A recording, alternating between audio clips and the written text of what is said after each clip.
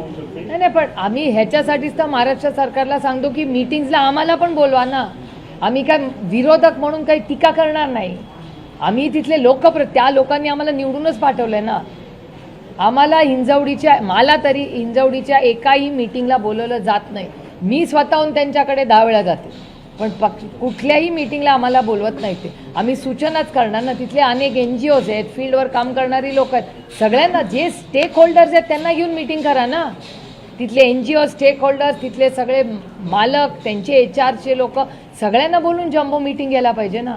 आमच्यामुळे मदतच होईल ना. आम्ही तर काही विरोध नाही करत आहे मीटिंगमध्ये कुठल्या.